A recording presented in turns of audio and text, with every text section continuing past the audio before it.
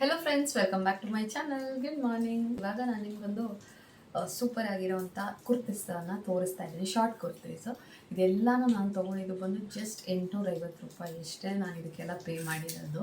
So ಇದನ್ನು ನಿಮ್ಮ ಜೊತೆ ಶೇರ್ ಮಾಡೋಣ ಅಂತ ಅಂದ್ಕೊಂಡೆ. ಡೈಲಿ ಯೂಸ್ಗಾಗಿರ್ಬೋದು, ಇಲ್ಲ ಆಫೀಸ್ಗೆ ಹೋಗೋರು, ಕಾಲೇಜ್ಗೆ ಹೋಗೋ ಸ್ಟೂಡೆಂಟ್ಸ್ ಆಗಿರ್ಬೋದು, ಎಲ್ಲರಿಗೂ ಹೆಲ್ಪ್ ಆಗುತ್ತೆ. ಸುಮ್ಮನೆ ಹಿಂಗೆ ಹೊರಗಡೆ ಹೋಗ್ತಾ ಇದ್ದೀವಿ ಅಂತಂದ್ರೂ ಹಾಕ್ಕೊಂಡು ಹೋಗ್ಬೋದು. ತುಂಬ ಕಂಫರ್ಟೇಬಲ್ ಆಗಿ ತುಂಬ ಚೆನ್ನಾಗಿರುತ್ತೆ.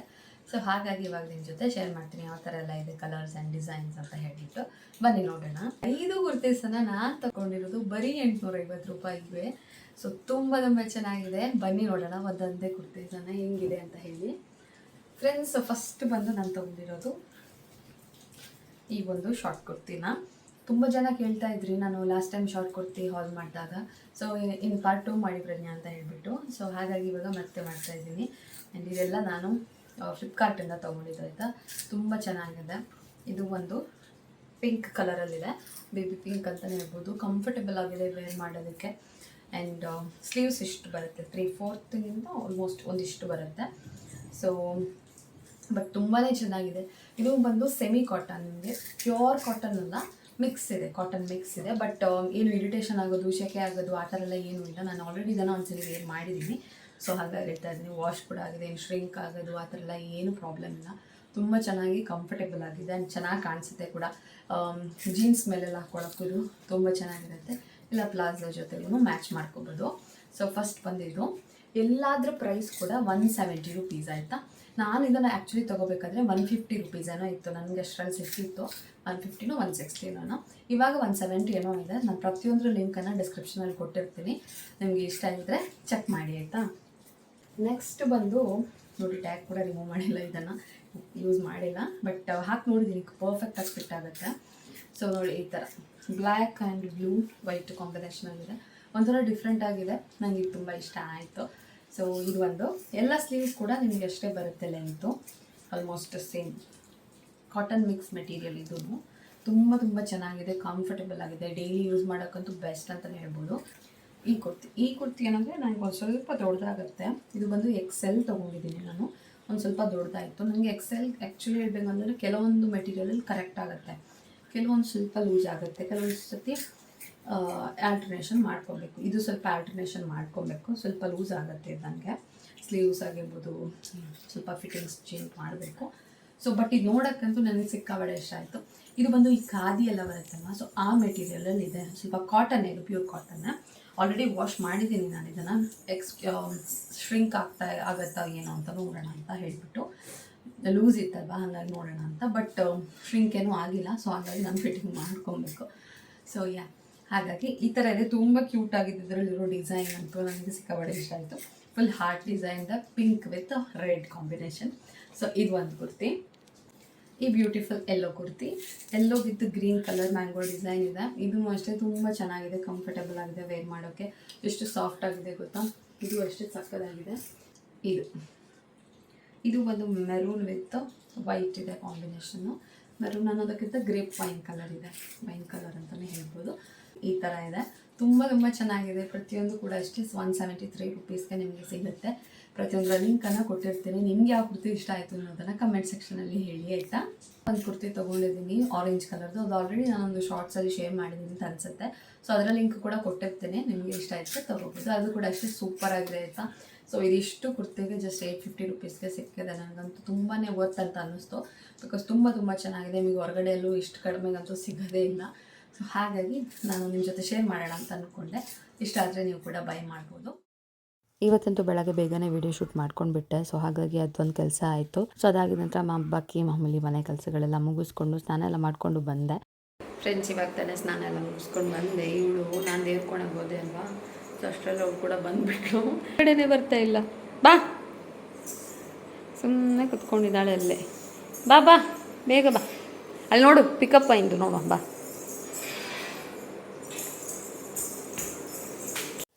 ಹಾಗೆ ಇವಾಗ ಸ್ವಲ್ಪ ನರ್ಸರಿ ರಿನೋವೇಷನ್ ಕೆಲಸಗಳು ನಡೀತಾ ಇದೆ. ಸೊ ಅದರದ್ದು ಅಪ್ಡೇಟ್ಸ್ ನೀವು ಆಲ್ರೆಡಿ ನಮ್ಮ ಇನ್ನೊಂದು ಯೂಟ್ಯೂಬ್ ಚಾನಲಲ್ಲಿ ನೋಡಿರ್ತೀರ. ನಾನು ಸ್ವಲ್ಪ ಲೇಟಾಗೇ ಅಪ್ಲೋಡ್ ಮಾಡ್ತಾ ಇದ್ದೀನಿ ವೀಡಿಯೋ, ಬಿಕಾಸ್ ಯಾಕೆ ಏನು ಎತ್ತ ಅನ್ನೋದನ್ನು ನಾನು ನೆಕ್ಸ್ಟ್ ವ್ಲಾಗಲ್ಲಿ ಡೀಟೇಲಾಗಿ ಶೇರ್ ಮಾಡ್ತೀನಿ ಆಯಿತಾ.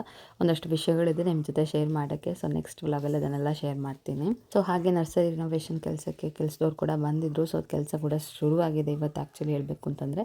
ಸೊ ಅದನ್ನೆಲ್ಲ ತೋರಿಸ್ಕೊಳ್ತಾ ಇದ್ದೆ ಪಾಪುಗೆ. ಸೊ ಅವ್ರು ಬರೋವಾಗಲೇ ಲೇಟ್ ಆಗಿತ್ತು, ಊಟ ಟೈಮೇ ಆಗೋಗಿತ್ತು ಆಲ್ಮೋಸ್ಟ್. ಸೊ ಪಾಪುಗೆ ಊಟ ಮಾಡ್ಸೋಣ ಅಂತ ಬಂದರೆ ಅವಳು ನೋಡಿ ಏನು ಮಾಡ್ತಾ ಇದ್ದಾಳೆ ಅಂತ ನೋಡಿ. ಇವಳಿಗೆ ಸೌತೆಕಾಯಿ ಇದು ಬೇಕಂತೆ,